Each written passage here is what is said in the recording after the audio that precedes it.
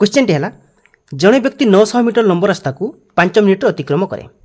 तेबे तार घंटा प्रति बेग किलोमीटर रे केते पिला माने प्रश्न अनुसार आमको रास्तार लंब देइछि 900 metre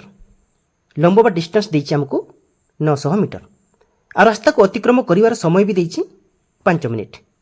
time is equal to 5 minute आमको एठी एही दुईटा जिंस देइछि डिस्टेंस आउ टाइम आमको केवल बाहर करिवार अछि स्पीड मागिछि स्पीड पिला माने स्पीड काढिबार फार्मूला हला speed is equal to distance by time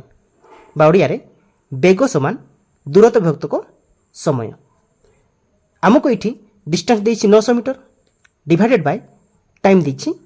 5 minute पिला माने एठी देखो जेहेतु आमको डिस्टेंस मीटर रे देइछि तेणु आमे टाइम को मिनिट टू सेकंड को कन्वर्ट कर देले हमर उत्तर मीटर पर सेकंड रे बाहरी जीवो बुझिले पिला माने जेहेतु एठी आमको डिस्टेंस मीटर रे देइछि तेणु आमको टाइम को मध्य मिनिट रु सेकंड को कन्वर्ट करिया को पड़िबो ताहले हमर उत्तर मीटर पर सेकंड रे बाहरी जीवो एबे बुझिले पिला माने एबे देखो आमे जदी 5 मिनिट को सेकंड रे कन्वर्ट करिबा आमे जदी 5 मिनिट को सेकंड रे कन्वर्ट करिबा तबे हेबो 1 मिनिट जे 60 सेकंड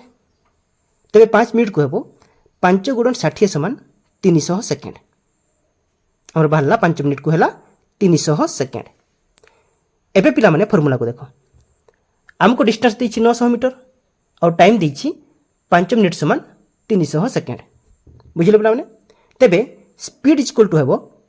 900 विभक्त को 300 स्पीड इज इक्वल टू हेबो 900 विभक्त को 300 900 को 300 रे काटिले हेबो 3 3 9 तबे रहिला केते 3 मीटर पर सेकंड हमर स्पीड बाहरला केते 3 मीटर पर सेकंड किंतु पिला माने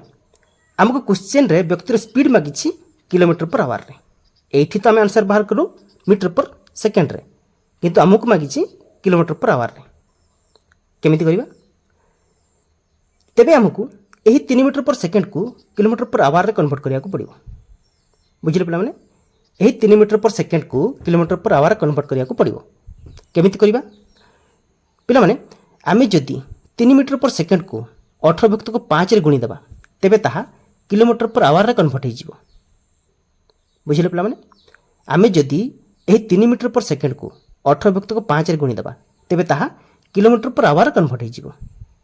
एठी गोटे कथा मन रखियो पिला माने जत्ते बेले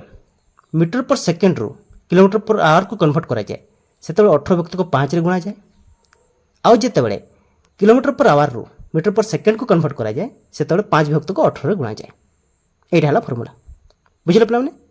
एबे चलंतु गुणीबा 3 गुणन 18 विभक्त को 5 हला 18 3 54 54 विभक्त को 5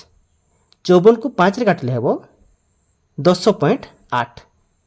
10.8 किलोमीटर पर आवर बुझिले पिला माने तेबे व्यक्तिर घंटा प्रति बेग बाहरला 10.8 किलोमीटर एटा हला आंसर।